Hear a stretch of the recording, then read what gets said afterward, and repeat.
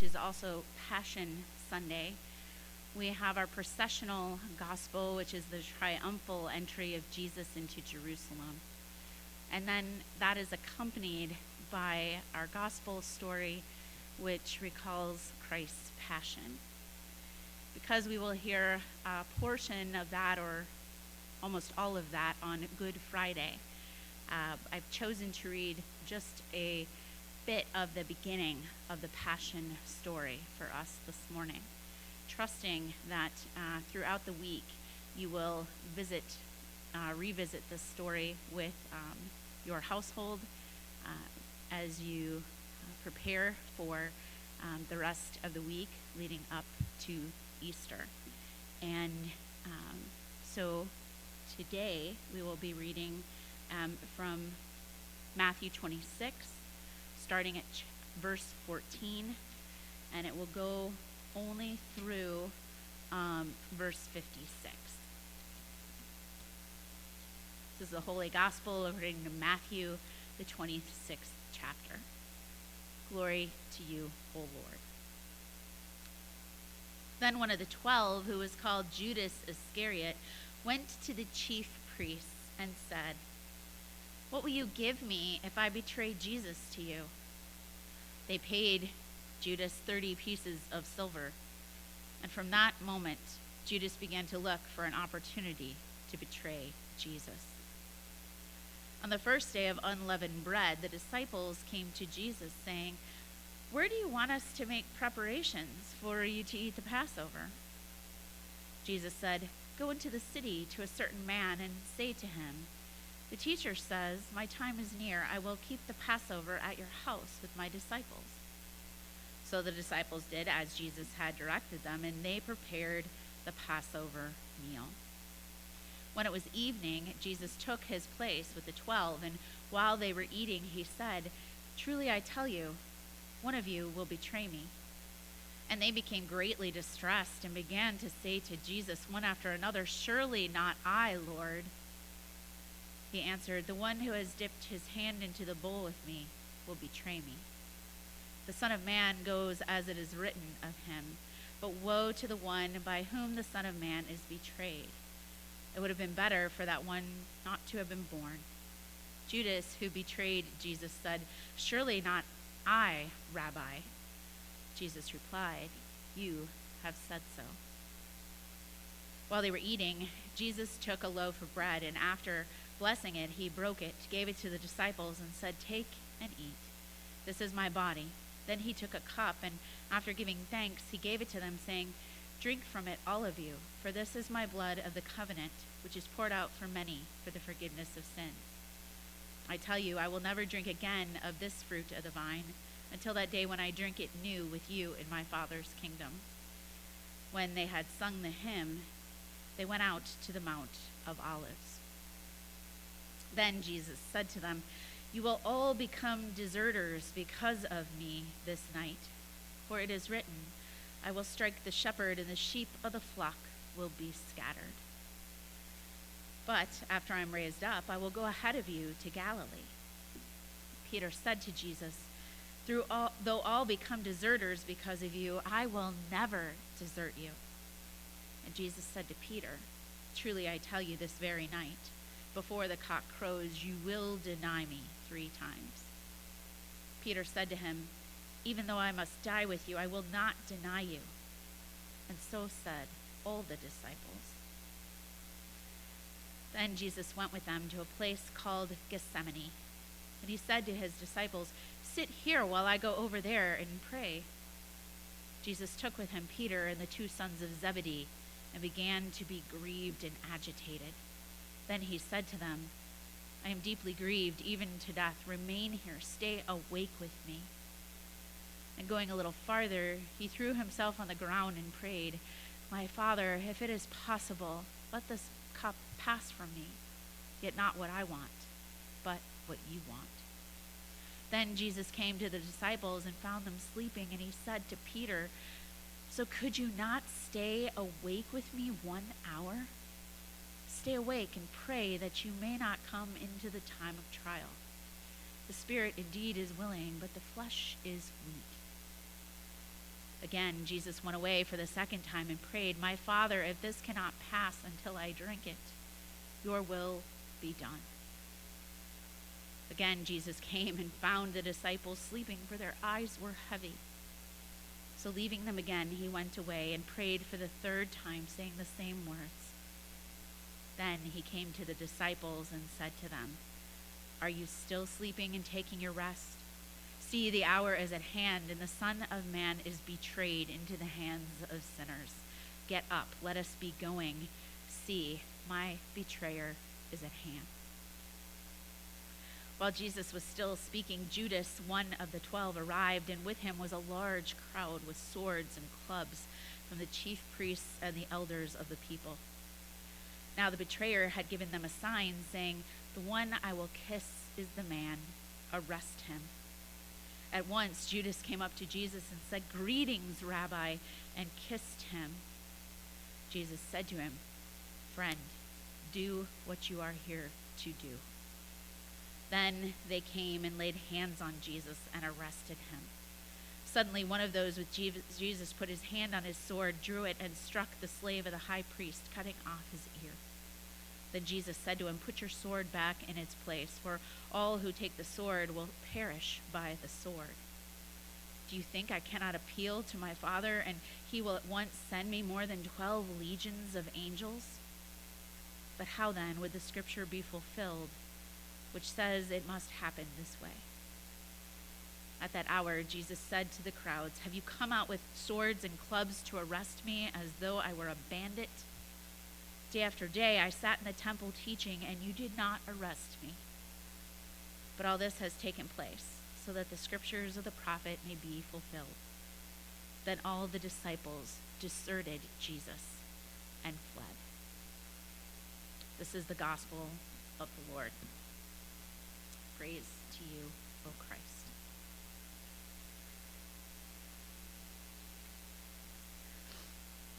As this part of the story begins, Judas stands before the chief priests, accepting 30 pieces of silver to betray Jesus, to betray the man he had been following for 3 years, the man he had pinned his hopes on, the man he believed to have been the one who would break Israel out of Roman captivity, the one he believed was the promised Messiah. Did Judas really realize what his actions were going to lead to? Did he really ever believe that an arrest and a trial would end in crucifixion and death? Or did he instead hope that, maybe the arrest of Jesus might cause an uprising and a revolt? That this might finally get the ball rolling and force the Messiah's hand to rally those adoring crowds into a rebellion against Rome? Did Judas himself feel betrayed? Betrayed by his own hope in Jesus? His hopes, after 3 years, still not bearing any fruit. But Jesus telling the same parables in every town, a healing here, a casting out of a demon there. Some amazing stuff for sure, and the crowds were growing and the word was spreading. So now had to be the time, right? And Jesus rode into town on that ridiculous little donkey, and the people who were lining the streets went wild. Now was for sure the time, wasn't it? It had to be. But nothing. Jesus so far had done nothing. Well, not exactly nothing. Judas' hopes were perhaps raised a little bit when Jesus drove the money changers out of the temple and got into a verbal scuffle with the scribes and the priests. But since that day, only more parables and more teaching. So, why not force some action, capitalize on the momentum? Surely the crowds would protest and rise up to get Jesus out of trouble. Yes, Judas' hopes had betrayed him. Jesus wasn't turning out to be the sort of Messiah that countless years of prophecies seemed to describe and promise. There's a saying that hurt people hurt people. Judas' feelings of betrayal perhaps now lead him to become the betrayer. It seems so because there he is at the end of this part of the story with the same ones who paid him the silver, walking with them under cover of the night, leading them straight to Jesus and sealing the betrayal with all things, a kiss. The intimate greeting of one friend to another, the intimate greeting of a disciple to his rabbi, his teacher, and a kiss of betrayal. Now, this part of our Holy Week story doesn't just begin and end in betrayal, but it's full of it. Although betrayal is called by a few different names. Peter will deny Jesus. And the disciples can't stay awake with Jesus as he prays. And finally, all of them will be deserters, a flock scattered as the shepherd is struck down. So, betrayal. Here's what I can share with you that I know about betrayal. I've been on both sides. I've been both the betrayer and the betrayed. And honestly, it's awful no matter how you look at it. As the betrayed one, well, I can describe it as a kind of grief, a broken-heartedness, a feeling of falling as the sure footing of a trusted relationship is pulled out from under you. And then as the betrayer, a sick remorse, a nagging sorrow for being the cause of such deep hurt in another person. Mostly betraying with actions or words, but also sometimes betraying with the lack of action and words. That's the betrayer as the deserter, not bothering to show up or speak out. I'm certain there have been those times I've betrayed without even knowing I've done it at the time. And I suspect that this is true for you all as well. Both sides of the coin, you are betrayers who have also been betrayed. When our hopes are betrayed, it breaks us down. It's a terrible combination, those lost hopes mixed with that sense of betrayal. And when a relationship is broken, we experience that the hopes for the future of life shared together are lost. Maybe betrayed by a close friend who just suddenly drops out of our life, or a spouse who calls a lawyer instead of a marriage counselor, or the loss of a job, which is really the loss of security, identity, our sense of purpose in the world. Betrayed by a company and the American dream after years of loyal service. Or betrayed by a body that's aging, with eyes that can't see, ears that can't hear, a mind that can't remember, legs that are unsteady. Or betrayed by a younger body that should be well but isn't, falling prey to chronic illness. Betrayed as a child by the abuse of a trusted adult, or sexually harassed by a coworker, or physically harmed by a loved one or spouse. Our deeply held beliefs can betray us also. Believing in a version of what is good and true and right, but then watching a whole different version of that enacted out in our world. Finding yourself identifying with a political party or a faith that sometimes no longer seems to follow those ideals that you thought they held.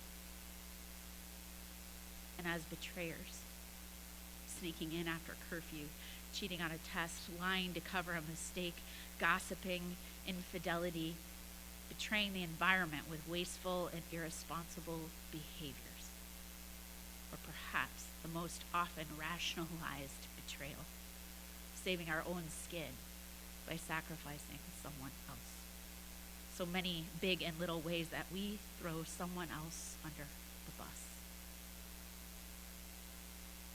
That's what I can tell you about betrayal. Both sides, the betrayed and the betrayer. But I can't also help but think of all the ways that you and I may be experiencing betrayal now in the midst of COVID-19. feeling betrayed by neighbors who seem to not be doing enough to take this seriously, or betrayed by the shame of being called out by neighbors who say you aren't doing enough when you thought you were doing the best you could. Betrayed by the panic and the hoarding. The betrayal that our country's medical workers are feeling as they try to fight the virus without the proper protective equipment. The feelings of betrayal that our leaders locally aren't being supported by our federal government, or that our local leaders aren't doing enough on their own. A feeling of betrayal that the natural world itself has turned on us in such a violent way.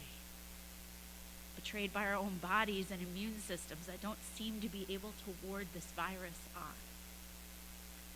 Or the betrayal our scientists are feeling, that their early warnings and their advisories for safe practices seemed in the beginning to fall on deaf ears. And I fear perhaps that many of us are feeling betrayed by the false sense of security that our privilege allows us. How is this happening here? How can we be out of essential supplies? How can we not figure this out with all the power and the money and the intellectual resources that we have?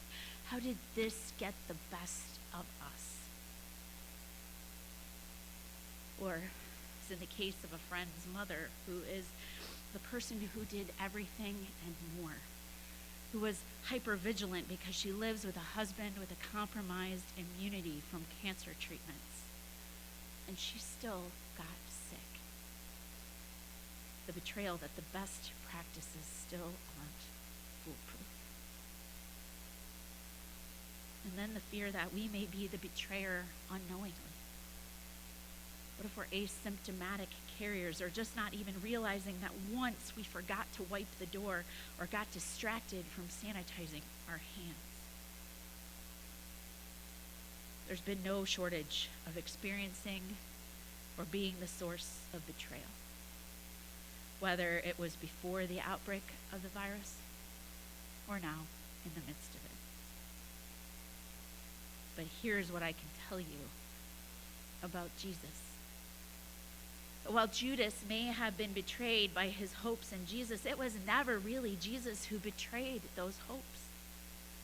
Jesus was true to who he was as the Son of God, Emmanuel, God with us, never faltering from his purpose or from God's will. Jesus, whose very name means that he is the one who saves. Defeating Rome doesn't defeat the underlying cause of Rome's oppression of Israel. The abuse of power, the lack of compassion, that isn't just in the Roman Empire. It's inherent in the brokenness of the world.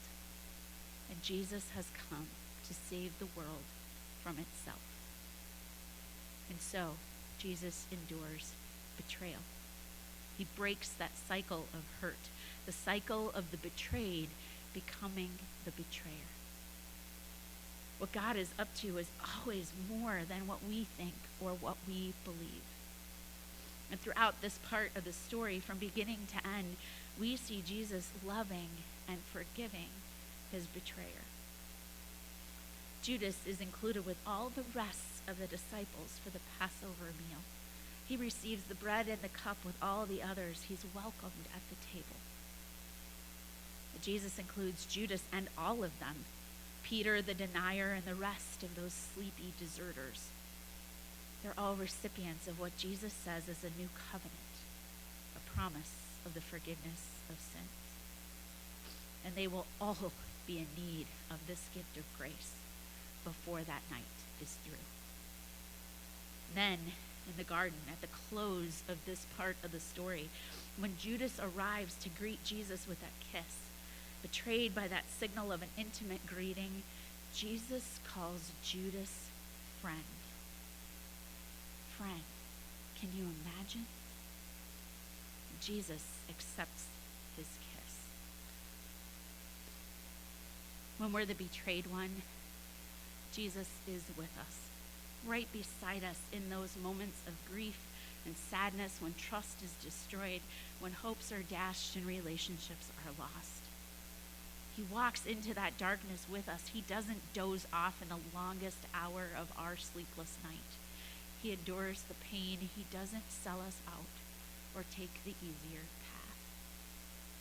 Even in the moments of doubt and fear, when the pain is too much to bear, when we feel as though, yes, even Jesus has left our side, we can cry out to him as Jesus cried out to God in the garden and from the cross. When we are the betrayer, Jesus includes us in the fellowship. He sits with us at the table. He offers us the promise, the covenant of forgiveness. He accepts our kiss, and he calls us friend. He doesn't turn away. He breaks that cycle of the betrayed becoming the betrayer. His grace is bigger than our brokenness. I need to change what I said earlier. That thing about this part of the story beginning and ending with betrayal. But see, that would be true only if the rest of the story was left up to Judas or Peter or you and me. But thanks be to God that the whole story is left up to Jesus. And it's because of Jesus that the part of the story we heard today really begins and ends with grace. The grace of Emmanuel, God with us, enduring the grief and the pain of betrayal and never leaving us alone with it. The grace of our Lord and our host, inviting us to forgiveness, accepting our kiss, calling us friend. And this is just part of the story. So be sure to witness the rest of the days, the rest of the story in the days of Holy Week yet to come. Because from beginning to end, grace will meet you